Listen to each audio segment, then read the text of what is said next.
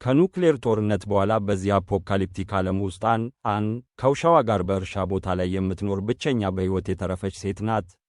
ከራዲዬሽን ለመከላከል መላ አካሏን መሸፈኗንና የተበከለ አየር እንዳትተነፍስ የኦክሲጅን ታንክ መያዟን በማረጋገጥ አቅርቦቶችን ለመሰብሰብ ብዙ ጊዜ ወደ ፈራረሰችው ከተማ ትሄዳለች። የአን እርሻ በሸለቆ ውስጥ ስለሚገኝ ወደ ከተማ በምትሄድበት ጊዜ ሁሉ ረጅም መንገድ መጓዝ አለባት። ነገር ግን ደህንነቷን ለመጠበቅ ሲባል ለድካሙ ዋጋ አለው።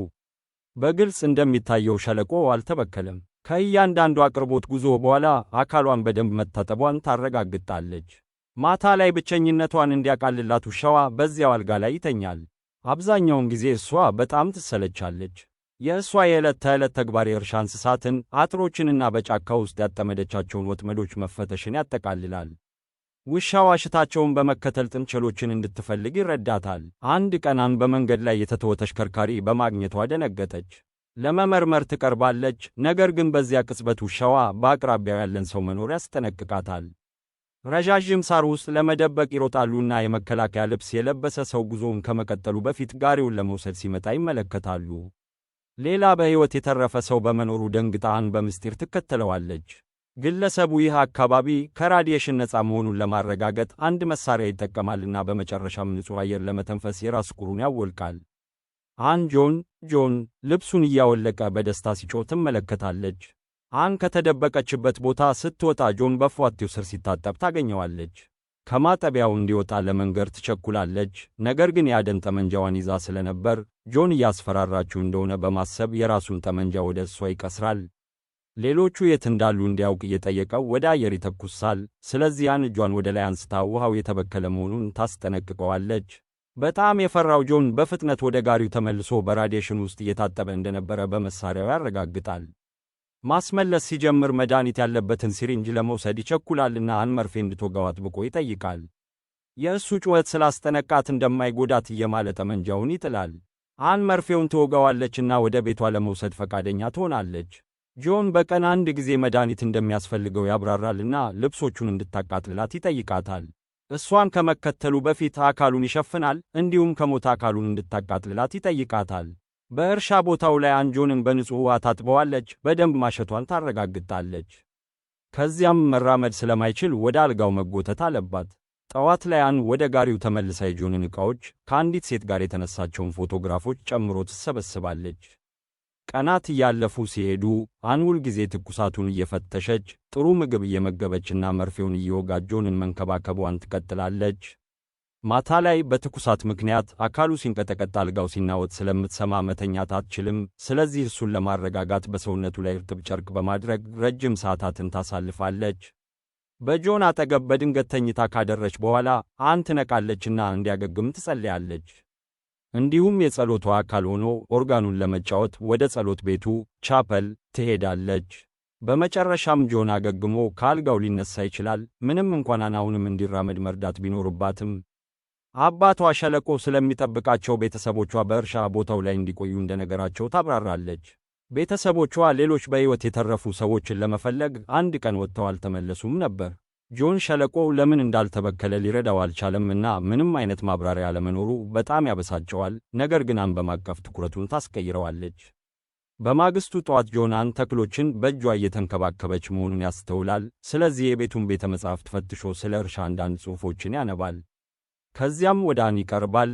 ምንም እንኳን እሷን ለመርዳት ገና በጣም ደካማ ቢሆንም ትራክተሩን መጠቀም እንደማትችል ትነግረዋለች፣ ምክንያቱም ነዳጅ ስላለቀበትና ፓምፖቹ ኤሌክትሪክ ስለሌላቸው ነው።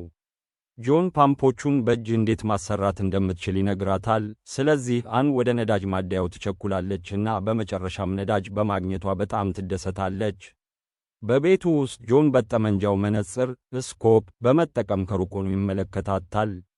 ከጥቂት ደቂቃዎች በኋላ በትራክተሩ አማካኝነት ሰብሎችን በደስታ እየተንከባከበች ነው እና ውሻው በደስታ ይከተለዋል። በዚያኑ ምሽት በራት ጊዜ ጆን ከመብላቷ በፊት ስትጸልይ ይመለከታታል። ከዚያም ክስተቱ በሚከሰትበት ጊዜ በመንግሥት ባንከር ውስጥ እንደ ተመራማሪ ሠራ ስለነበር በሕይወት መትረፍ እንደቻለ ይነግራታል። በመጨረሻም እዚያ ውስጥ የታሰረ ያህል ስለተሰማውና እንደገና እውነተኛ ሕይወት ስለፈለገ ባንከሩን ጥሎ ወጣ።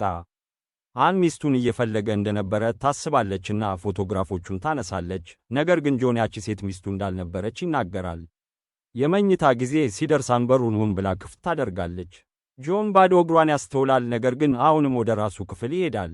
በማግስቱ አን ኩሬው ላይ ዓሣ ለማጥመድ ትሄዳለችና ለመዋኘት ዕድሉን ትጠቀማለች። እሱ እየተመለከታት ሳለ ብዙ ጊዜ ከጆን ጋር እይታዎችን ትለዋወጣለች። ከዚያ በኋላ ዓሣውን አብረው ያበስላሉና አን ኩሬው ከጉድጓዱ ጋር አንድ አይነት የውሃ ክምችት እንደሚመጣ ታብራራለች። ይህም በምድር ውስጥ ይገኛል ተብሎ ይታሰባል። ኩሬው በክረምት ወቅት በረዶ ይሆናል እና አን ባለፈው ጊዜ የቤቷ ጄኔሬተር ስለተበላሸ በሕይወት መትረፍ ምን ያህል አስቸጋሪ እንደነበረ ታብራራለች። ሲመለሱ ጆን ጄኔሬተሩን ይመረምራልና ሞተሩ መቃጠሉን ያረጋግጣል። አንድ ዲቪዲ በመገናኘቷ ራሷን ትወቅሳለች። ነገር ግን ጆን ጄኔሬተሩ በጣም አሮጌ እንደነበረና በማንኛውም ሁኔታ ሊበላሽ እንደሚችል ይነግራታል። ከዚያም አን ከድንች ጋር ስለሚሰሩ የትምህርት ቤት ፕሮጀክቶች ቀልድ ትቀልዳለች። ይህም ለጆን አዲስ ሐሳብ ይሰጠዋል። ወደ ፏፏቴው ይሄዳሉና መጠኑን ሲመለከት ጆን ለጄኔሬተሩ ኃይል መስጠት የሚችል የውሃ ተሽከርካሪ ዋተር ዊል መገንባት እንደሚችል ያረጋግጣል። ይህንን ለማድረግ ብዙ እንጨት ያስፈልገዋል። ስለዚህ የጸሎት ቤቱን ማፍረስ ይፈልጋል። አን ይህንን ሐሳብ ትቃውማለችና አባቷ በየእሁዱ መስበክ እንዲችል ያንን የጸሎት ቤት እንደገነባው ታብራራለች። ሸለቆው ያልተበከለው የጸሎት ቤቱ እየጠበቀው እንደሆነ ታምናለች። ጆን አባቷ ወይም እግዚአብሔር የጸሎት ቤቱን እንደገና እንዲጀምሩበት ሊተውላቸው እንደሚችል ይናገራል። ነገር ግን አን አሁንም ፈቃደኛ አልሆነችም። በዚያ ምሽት ውሻው በሆነ ምክንያት በሩ ላይ መጮኹን ይቀጥላል። በማግስቱ ጠዋት አን የተለመዱ ተግባራቶቿን ታከናውናለችና ጆን በማሽኖቹ ላይ ጥገና ያደርጋል። ከዚያ በኋላ አቅርቦቶችን ለማግኘት በመንገድ አጠገብ ወዳለው ገበያ ይሄዳል። አን እሱን በምትቀላቀልበት ጊዜ እሱ በጣም እንደሰከረ ታገኘዋለች።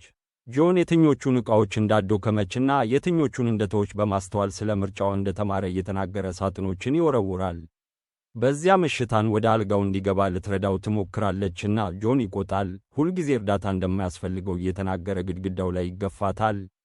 በጣም የፈራችው አን ወደ ክፍሏ ትሮጣለች። በማግስቱ ጆን ከእርሻው ላይ እንቁላል ለመሰብሰብ ይሞክራል፣ ነገር ግን ምንም አያገኝም እና ላሳየው ጠባይ አንን ይቅርታ ይጠይቃል። ከተወሰነ ጊዜ በኋላ አን ኦርጋኑን ለመጫወት ወደ ጸሎት ቤቱ ትሄዳለችና አንድ ሰው ከሩቅ ሆኖ ሲመለከታት ታስተውላለች። ነገር ግን ስትወጣ ሰውየው ጠፍቶ ነበር። ጆን እንደሆነ በማሰብ አን ስትጫወት ቢሰማት ችግር እንደሌለው ለመንገር ወደ እርሻው ትሄዳለች። ሆኖም ጆን ወደ ጸሎት ቤቱ አካባቢ ጨርሶ እንዳልሄደ ይናገራል።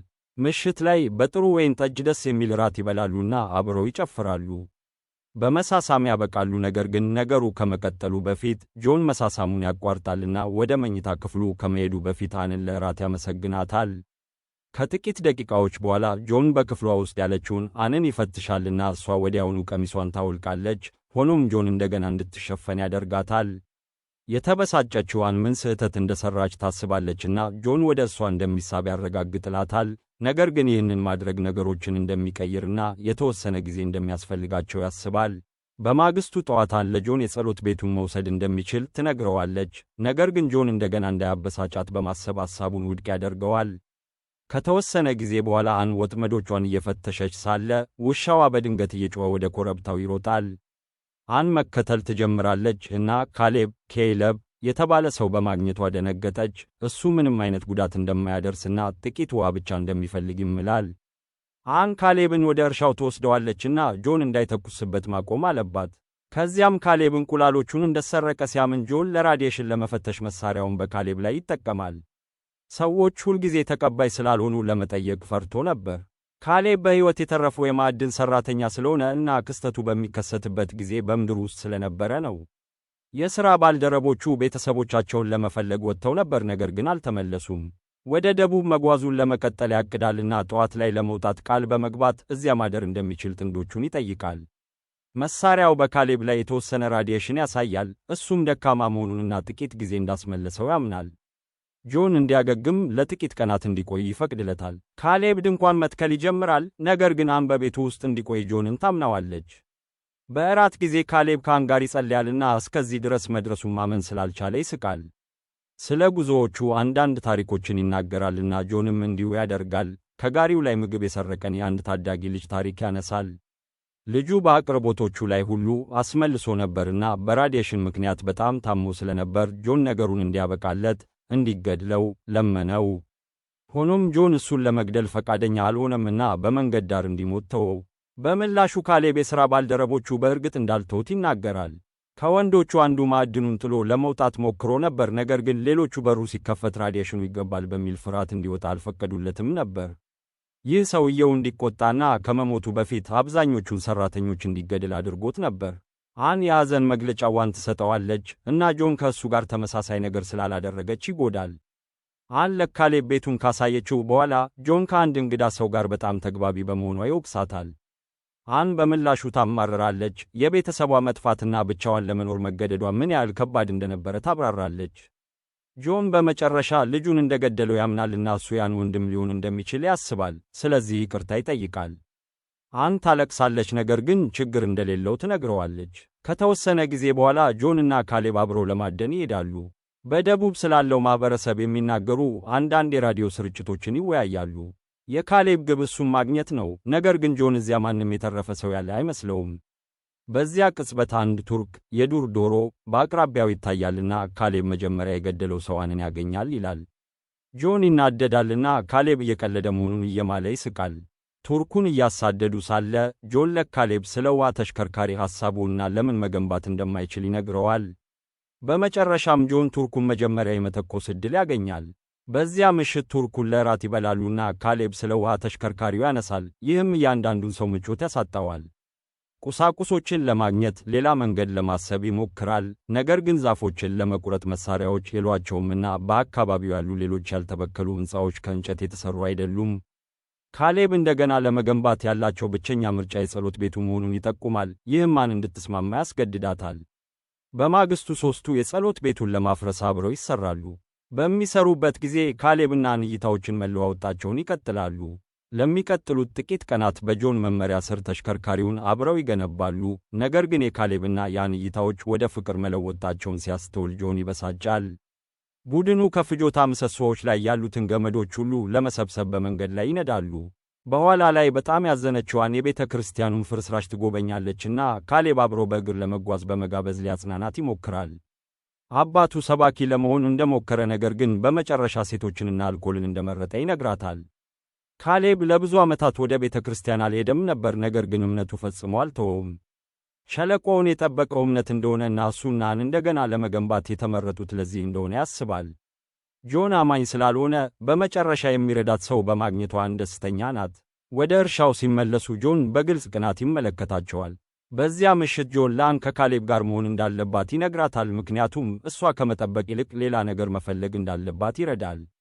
አን ታለቅሳለች። ጆን ለምን በድንገት እየገፋት እንደሆነ አልገባትም። ጆን ችግር እንደሌለው መናገሩን ይቀጥላልና ነጮች አብረው እንዲሆኑ ይናገራል። እያንዳንዱ ሰው በተሽከርካሪው ላይ እየሠራ ቀናት ማለፋቸውን ይቀጥላሉ። አን በሕይወቷ ውስጥ ካሉት ወንዶች ጋር ምን እንደምታደርግ ማሰቧን ትቀጥላለች። የተሽከርካሪውን የመጀመሪያ አጋማሽ ለመግጠም ካሌብ ልብሱን ይለብሳልና ወደ ተበከለው ውሃ ውስጥ የመግባት አደጋን ይወስዳል። ይህም ትልቅ ዕድገት እንዲያደርጉ ያስችላቸዋል።